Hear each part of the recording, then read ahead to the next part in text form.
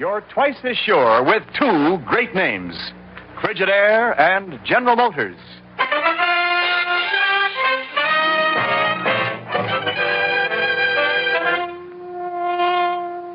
Frigidaire presents Herbert Marshall as the man called X. Wherever there's mystery, intrigue, romance, in all the strange and dangerous places of the world, there you will find the man called X.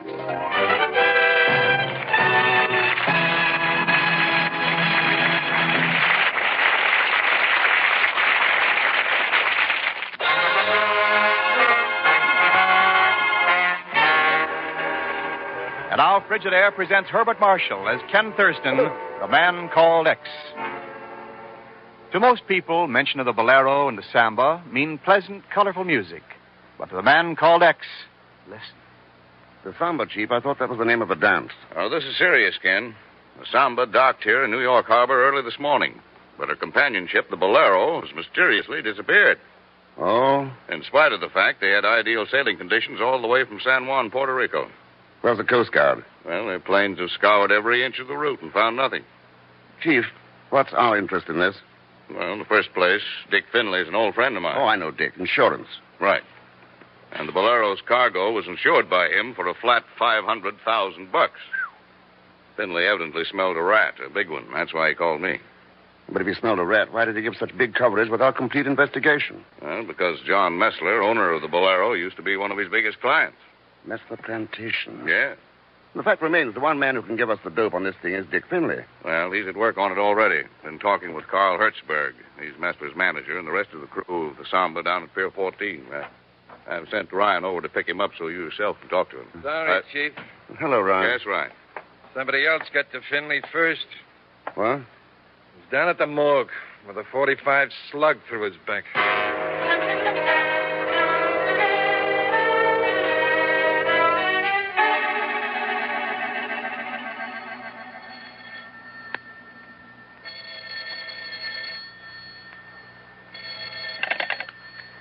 Zellschmidt Enterprises. Pegon Zellschmidt, General Manager on duty. Pegon, what under the sun is that supposed to mean? Oh, hello, Mr. X. I'm sure you'll be glad to hear that I am now in business for myself. I'm overjoyed. What business? I'm glad you asked that. I can't quite decide whether to limit myself to detective work or go in for financial consulting. Why not just settle on organized chicanery? Oh, that's a very good suggestion, and I'll... Huh? Don't even know what the meaning of the word. Well, maybe it'll come to you. Now, listen, I got a job for you down at the docks. For me? For me? You mean you've come to me? This has to be handled with discretion, Pegon. Oh, Mr. Thurston, I shall regard your confidence as a sacred trust, especially for cash.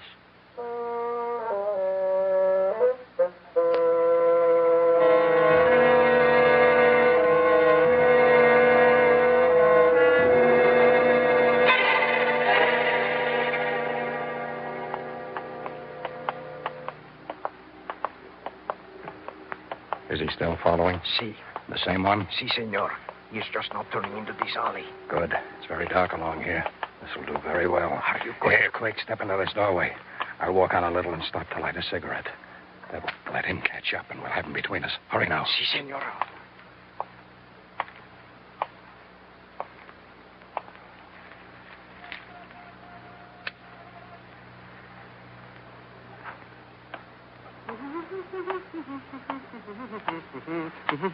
One moment, my curious friend. Who are you? I don't know you. Then we should become better acquainted, since you've been spying on me for 2 days. Oh, no. I never seen you before. There must be some... Who's this? A friend of mine. Oh, well, I'd better be going now. I don't think so. The gun? Quiet. Who are you? Well, my name is Zellschmidt. Pegon Zellschmidt. Zellschmidt. It always helps to know who you're dealing with in such matters as this. Well, I'll be going now. Mr. Zellschmidt, have you ever noticed what a final sound the slide of an automatic pistol makes? Wait! No! Come, senor. We get away fast now. Muy pronto. Wait. Just to make sure.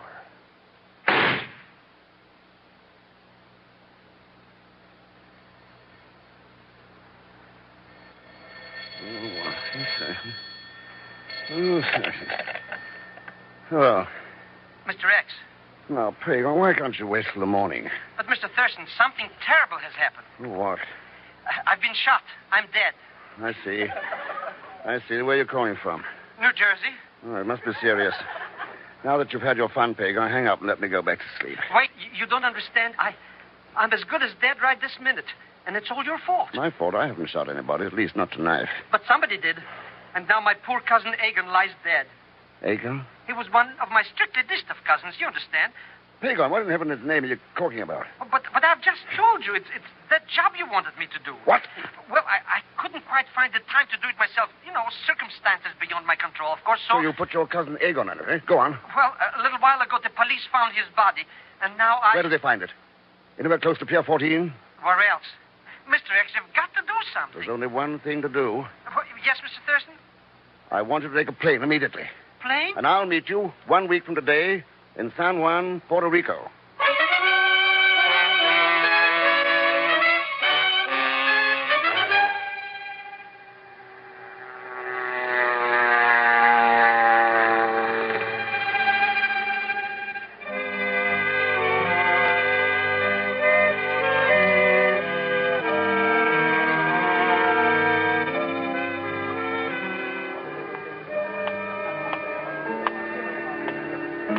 How do you do? Buenos dias, senor. You are Americano and you wish a room, no? Matter of fact, yes. My name's Thurston. Ken Thurston. Mr. Thurston, welcome to the Grand Palace Hotel of San Juan. Here, I have it all figured out. What? It comes to exactly $164.20. What are you talking about? That, of course, does not include the 2 bottles of aguardiente which were sent up to the room last night. They amounted Now, to... look here. I just arrived from the States, and I'd like a room. Oh, you already have a room. The governor's suite. Huh? Your manager, Mr. Thurston, he has taken care of everything. Told us all about you, too. Oh, so that's it. Just a moment now until I add up these 2 bottles. You wouldn't happen to know where he might be now, this manager of mine? Oh, he always sleeps very late. However, I can send up a boy. Oh, no, wait a minute. It won't be necessary. Hello, Mr. Thurston. Welcome to San Juan, which is noted for its coffee. And the senoritas are not bad either. Well, Pegon, your rich American has arrived. Oh, I had to use my ingenuity, but I knew you would want nothing but the best. From the size of this bill, it looks like we've already had it. But you have no idea how expensive things are here. Something to do with the exchange rate, I think. Yeah, I must be terrific. Did you get my telegram? Oh, yes, Mr. Thurston. I have it right here somewhere. Never mind. I don't want it. Huh? What did you find out about Messler? Well, for one thing, I found out he owns the Messler Plantation Company. Well, I told you that in the telegram. Oh, well, he's very mysterious. In what way? Well, nobody in San Juan knows anything about him. He lives in a great big house on a plantation a few miles from town. And people don't see him for maybe months at a time. Well, then who actually runs the business of the plantation down there? Well, that's what you're going to find out right now. Goodbye, Mr. X. What? See you later. No, Pegon, hey. I'm afraid you're going to think me terribly forward, Mr. Thurston. That's quite all right. Hey, Pegon. Well, yes, it's quite all right. Thank you. That was most complimentary. Oh, on the contrary, it was far from adequate. Miss... Messler. My uncle owns the Messler Plantation. Oh. You have heard of him, perhaps? Who hasn't? But I hadn't heard that he had such a lovely niece, Miss Messler. Oh, please call me La Reina. Everyone in San Juan does. La Reina. The Queen. But how do you happen to know me? Oh, you are far too modest, Mr. Thurston. Why, all San Juan has heard of you and what it is you are going to do. Oh, am I? I'm so excited about it. But after all, a hotel lobby is really no place to get better acquainted, is it? Hardly. So, won't you please come to dinner at the plantation this evening? Please say you will. I'll be looking forward to it. And with a double reason now. You see, I've been hoping for a chance to meet the fabulous Mr. Messler. Oh, that is too bad, because, you see, it won't be possible. No? No. Unfortunately, my uncle left by plane for the States 2 days ago. I hope you won't be too disappointed. Oh, how could I be? After all, I've met you. You are very sweet. And I promise I will do everything I can to make your visit interesting.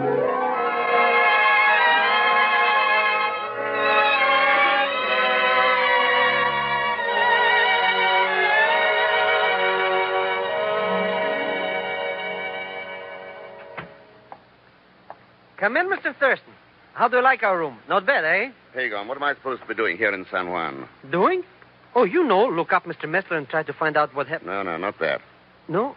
Oh, well, maybe I did talk a little too much. No. But everyone expected it, yes. So what could I do? What did you do? I think I said that you were a movie producer who was going to make a film here. So that's why she...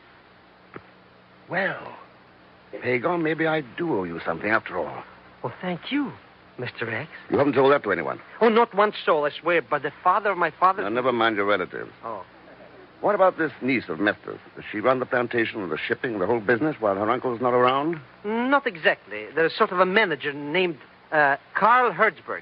Only he's not here now. Well, where is he? He sailed to New York on the Samba. Oh, the sister ship to the Bolero. Uh-huh. Yeah, that disappeared. Remember? Which reminds me, did you know that the Samba is due back here today? Yeah, I know. Good. Now about what you owe me, Mr. X. Pegon, it comes to exactly $164.20. We're even. But part of that bill is for the car. What car? The one I rented for you. I knew you'd want it. It's very thoughtful of you. Yes, very thoughtful, as a matter of fact, because tonight, Pegon, I have a dinner engagement. Good. I'll get dressed right away. You're going to drive me there and wait outside to bring me home. Oh, wait. Pegon, now comes your day of reckoning.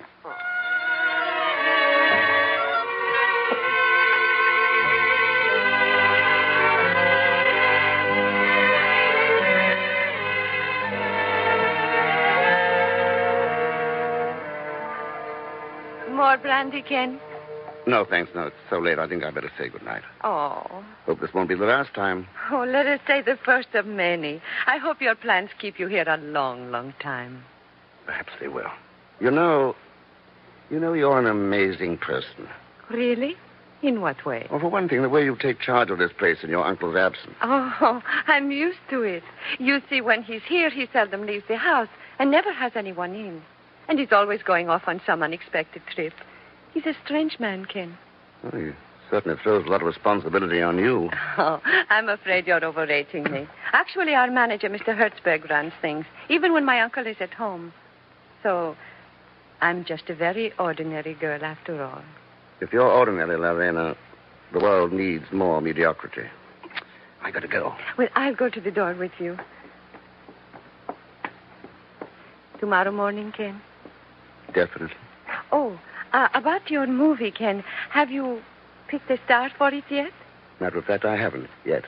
Oh, well, please call on me if I can help in any way, anytime. There's no one I'd rather call on for help. Oh, Ken, I have been very lonely here until today. Lorena. Oh, Ken. Oh. Good night, Ken. Good night, Lorena.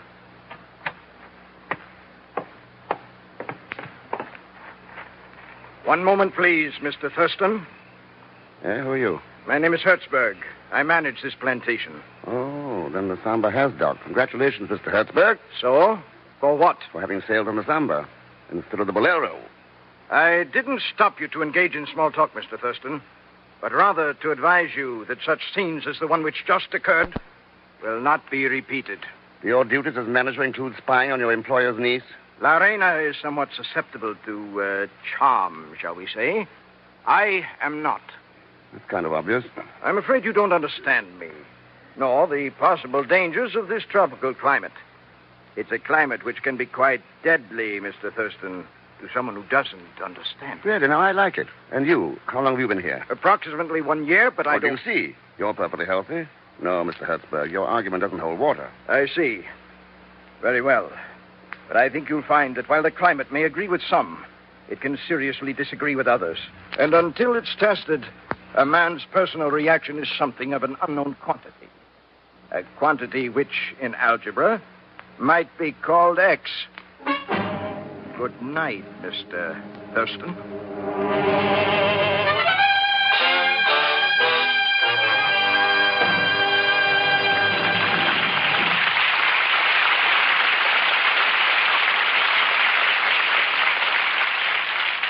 In a moment, we continue with Frigidaire's Man Called X, originated by J. Richard Kennedy. This is Wendell Niles speaking.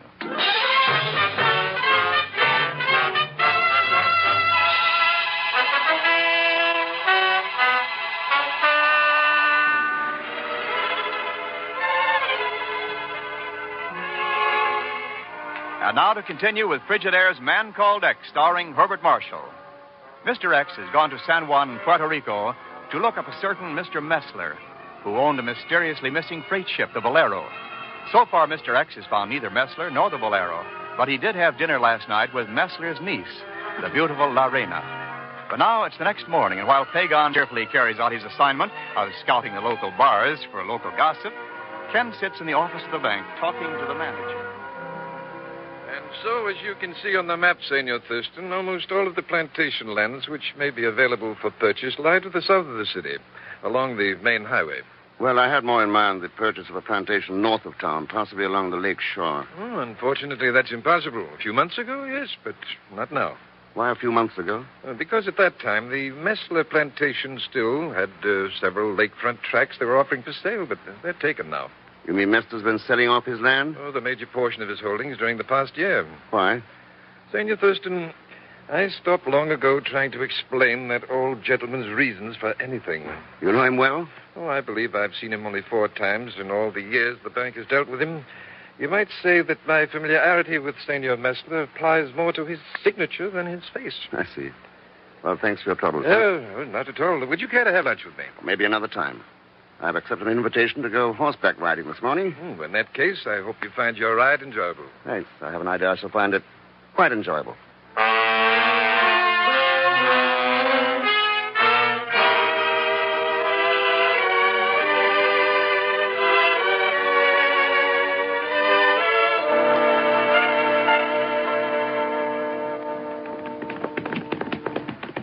Oh, Ken, let me catch my breath.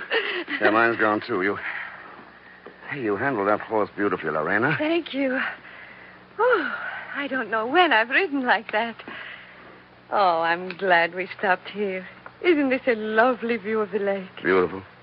You get the impression you're on a tropic island. We're not, though. It's really no more than a few 100 feet to the house. Now, what's that long, sort of low building over there through the underbrush? Where? Oh, one of the warehouses. Well, why the man on guard with a rifle? Oh, that's Carl Hertzberg's idea. Some of the workmen were stealing things. Hertzberg seems to be quite the little watchdog. How much do you know about him? Hardly anything. My uncle hired him when the last manager left suddenly. Where did he come from? What did he do before? I don't know.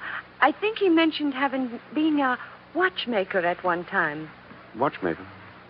You know, I've been a little afraid of him. In fact, I've been afraid a good part of the year I've lived here. I've been alone so much, for one thing. You're not alone now. I know. And I'm not afraid now. Come on, Ken. I'll race you down to the boat landing. Come on, boy.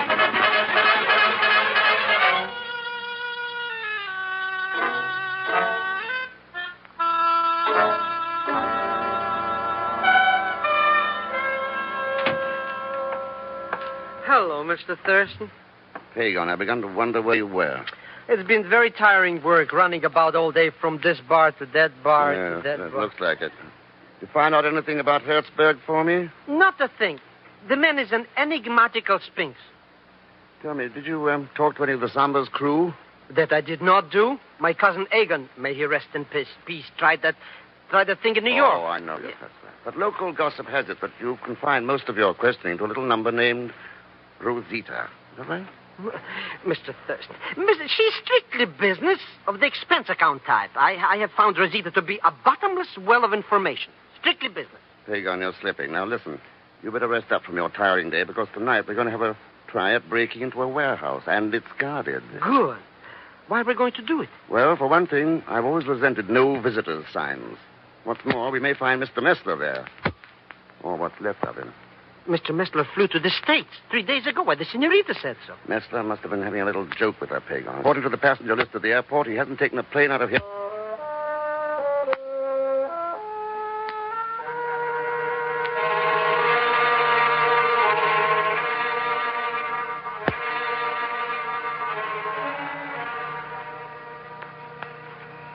Pegon. Over here. Pegon. Over here by the door, Mr. Thurston. How's the guard, Pegon? Still out cold? Like a fish. Good. You haven't heard anyone outside? Only the crickets. Did you find Mr. Messler? Yeah. Where is he? I'll tell you later, Pegon. We haven't got much time. Come on now. Try not to fall over anything in the dark. one more thing I'd like to find, and I think it may be here in the warehouse. Wait a second. Uh-oh. Steel door. A door?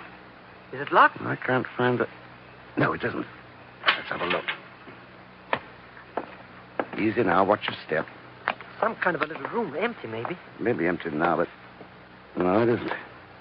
Still several cases here.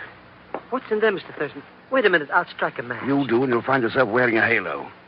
Those are cases of dynamite. The dynamite? Mr. Thurston, we'll go now, right now. We'll go, Not yet. What? I have a gun here that says neither one of you is going anywhere. Well, Mr. Hertzberg, so the little watchdog is still on duty. Unfortunately for you, Thurston, it's too bad you didn't take my advice and leave this unhealthy climate. Leaving Puerto Rico didn't help the 21 seamen on the Bolero very much. Oh, so you found the answer to that. Look, dynamite, a missing ship, a watchmaker who could easily rig up an efficient time-detonating device. All makes the problem rather simple. Quite so. Now, will you be kind enough to toss your gun over toward the door, Thurston? Sorry, I'm afraid I can't. You see, I don't have a gun. Fine. In that case... In that case, just think of what will happen if you fire toward these cases of dynamite. So, we seem to reach a temporary stalemate. Well, that's your move, Hertzberg. I think I'll postpone it for the moment, at least until I go liquidate a gold mine. However, just to make sure I can still find you here. There. Amuse yourselves, gentlemen. I won't be gone long. Phew. I have just died 1,000,000 times, Mr. Thurston. But what did he mean? What's he going to do? I have an idea. Mr. Thurston, we've got to get out of here. He's going to come back. We can't just... Now, quiet. Somebody's out there.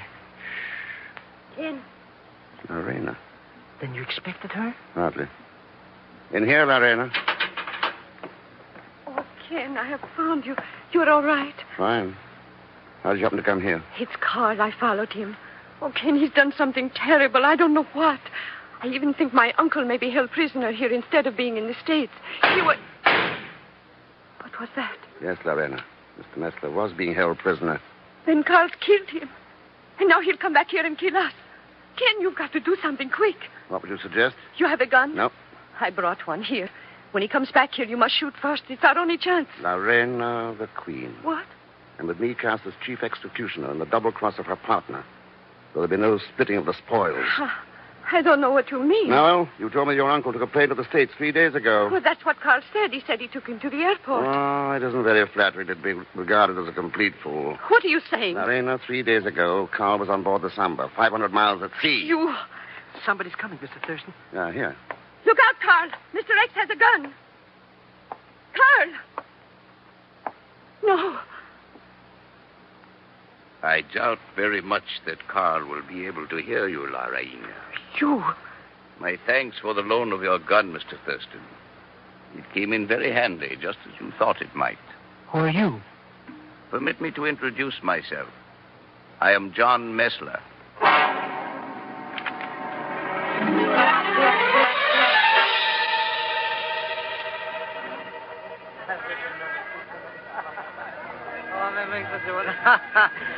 Mr. X, I'm beginning to see the light. Sure. Messler's habit of seldom showing his face outside his house was well known. So it was easy for them to hold him prisoner in the cellar of that warehouse for nearly a year, starving him, forcing him to sign the deeds and checks necessary to convert the estate into cash. Mr. Thurston, it has all become as clear to me as... As this wine? Yes, please, just a little more. Thank you. And Lorena, she's not Mr. Messler's niece? Just an enterprising lady who teamed up with Carl Hertzberg and came here about a year ago. Ah, women. They're fleas in a life's ointment. I'd say it's a pretty thirsty flea you've had on the expense account for the past week. Rosita? Strictly an ex-business acquaintance. Since when? Well, since I discovered a horrible fact, Mr. Thurston. I found Rosita cared only for my money. Which is to say, your money, of course. There's a nice distinction running around there. Money. Nothing. It's, after all, what is it? Just money. It means nothing at all to me. This wine is wonderful stuff. I'll have to take some along just for financial purposes. There's one thing that is not quite clear to me yet. Why did they want to sing their own boat? That seems very silly. For the insurance, Pegon. Oh. The Bolero was heavily insured. That's why the Bureau first became interested in her disappearance. Of course, to a man like you, to whom money means nothing, $500,000 would seem silly.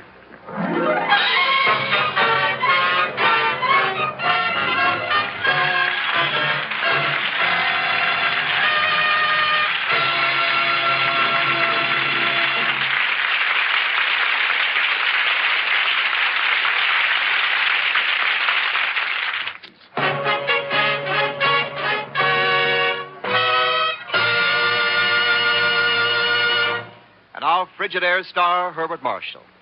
Thanks for being with us. And please let me remind you that daylight saving time goes into effect in some parts of the country next week.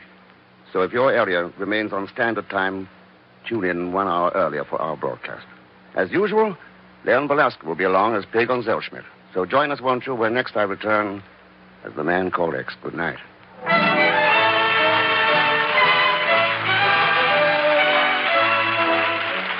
Frigidaire's Man Called X is directed by Jack Johnstone, with music composed and conducted by Johnny Green.